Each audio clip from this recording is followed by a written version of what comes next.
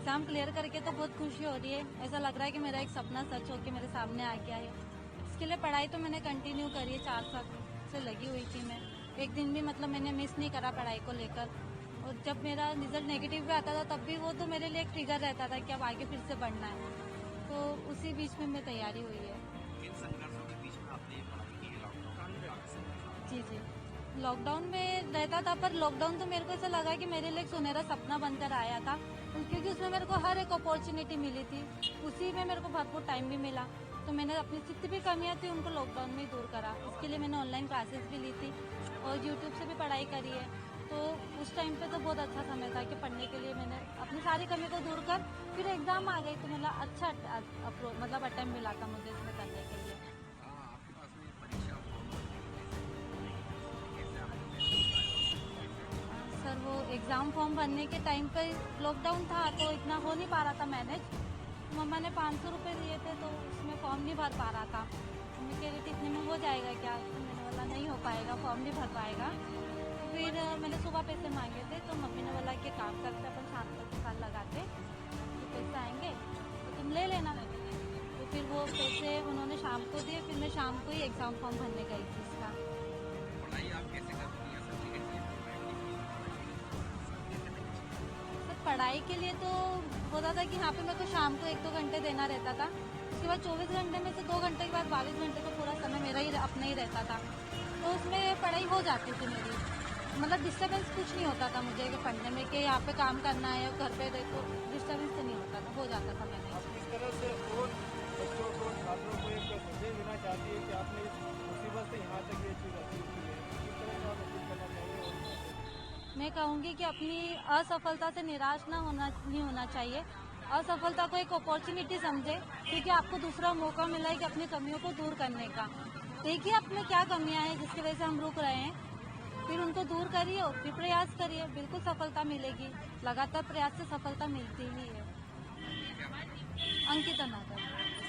किस तरह से आप खुशी जाए? बहुत बहुत खुशी हुई, मतलब क्या है कि एकदम सपने जैसा लगा जब, तो फिर थोड़े बाद यकीन हुआ कि हाँ मेरी बेटी का रिजल्ट आ ही गया है। अच्छा, रिजल्ट आने के बाद ही सबसे पहले आपके पास आए? हाँ, सबसे मेरे पास आई, सबसे मेरे पीछे। अब हम तो दुकान में लगे रहते हैं, वो सबसे पीछे आई, मम्मी मेरा रिजल्ट आ गया। तो कितनी मुसीबत भरा रहा है इस समय यहाँ तक पहुँचाने में? वो क्या है, वो संघर्ष तो करना ही पड़ा, बहुत ही करना पड़ा, क्योंकि अब हम तो क्या है कि ज़मीनी लोगों को बहुत तो है नहीं अपने पास, और उसकी वजह से हम काम भी करते हैं कि नहीं, काम तो करना ही है अपने को।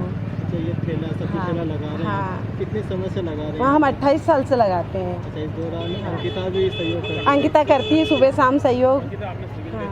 आज आप वो बन गए हैं तो क्या आगे भी ठेला जारी रहेगा? हाँ, वो तो करेंगे ना वो तो करना है, वो तो अभी। बहुत से लोग सोचते हैं कि लड़कियों को नहीं पढ़ा के लड़कों को पढ़ाते हैं, नहीं। आपने अपनी बेटी को पढ़ाया, क्या संदेश देना चाहती है अन्य माता पिता को? मैं यही चाहती हूँ कि नहीं, ऐसा नहीं है, बेटा बेटी दोनों बराबर है। हमेशा मतलब बच्चों में भेदभाव नहीं करना चाहिए। उससे क्या है, बच्चे बचपन में ही माइंड डिस्टर्ब होते हैं, और फिर बच्चियाँ क्या सोचती है कि नहीं आगे बढ़ना ही नहीं चाहिए, भैया है तो सही, भैया ही करेगा। पर क्या मेरे बेटे और मेरे हस्बैंड की भी यही सोच है कि नहीं, सबको बराबर ही करना चाहिए और जाना भी चाहिए। अपना पैसे दीजिए, अपना नाम बता दीजिए। मेरा नाम लक्ष्मी नागर है। तो बहुत बहुत बधाई आपको जो आपकी बेटी ने सिविल जज के लिए चयनित हुई है। किस तरह से आप खुशी बहुत बहुत खुशी हुई। तक पहुँचे हैं आप, और आपका क्या व्यवसाय है, और लोगों से क्या अपील करना चाहेंगे कि जो बच्चों का, छोटी बच्ची को उम्र में शादी कर देते हैं और पढ़ाने में असंकोच करते हैं? परिवार में तो क्या है, ये बच्चा बच्ची को तो पढ़ाना ही चाहिए।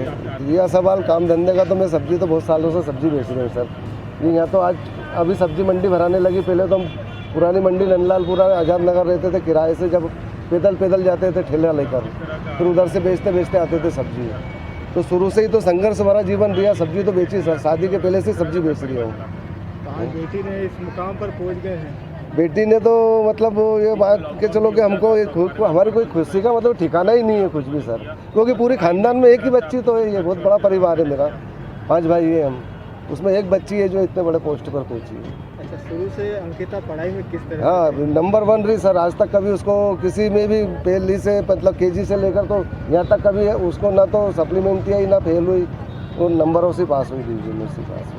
अच्छा, सिविल जज जो एग्ज़ाम के लिए फॉर्म भरने के लिए बता रहे थे कि उस समय पैसा नहीं था, हाँ पैसा नहीं था सर। तो किस तरह से आपने हमने फिर सर थोड़ा सहयोग मांगा, लोगों से भी, भाइयों से भी बोला, क्या कुछ रिश्तेदारों से भी बोला कि यार बच्ची मर जा रही है यार, उसका भविष्य का सवाल है, अभी थोड़ा बहुत पैसा कर दो, मैं कर दूंगा तुमको। तो फिर उन्होंने थोड़े थोड़े पैसे इकट्ठे करके लिए और फिर इनको पहुँचाया वहाँ पर। क्या लोगों से आप अपील करना चाहेंगे जो बच्चियों में भेदभाव करते हैं और कम उम्र में शादी कर देते हैं? नहीं, ये तो बिल्कुल होना ही नहीं चाहिए। बेटा बेटी एक समान है।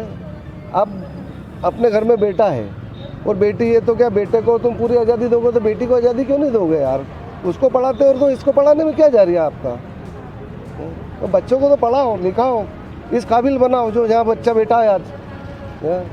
अब जो भी सुन रहे हैं वो भाई बहनों से यही निवेदन है, मेरा भी निवेदन है कि जैसे बच्ची ने हमारे संघर्ष किया, हमने संघर्ष करके बच्ची को पढ़ाया, आप भी पढ़ाओ लिखाओ और अच्छे से पढ़ाओ उसको, बच्ची को। किसी प्रकार का बेटा बेटी में भेदभाव नहीं रखें। अच्छा, आपकी बेटी सिविल जज के लिए चयनित हो गई है, तो क्या आगे भी ये सब्जी का ठेला? ये तो सर, ये तो बिल्कुल होगा, क्योंकि अभी परिवार में और भी हैं, बच्चे हैं, और फिर ये तो बच्ची है, ये नौकरी करेगी। अब हमको आगे से तो कहीं जा ही नहीं सकते ना, तब जाने में क्या, मेरा नाती पोते भी हैं। तब जैसे इसकी कहीं नौकरी लगी बच्ची की, तो इसके साथ एक जना 2 में से निकलेगा और एक दुकान लगाएगा। अपना नाम? अशोक कुमार नागर।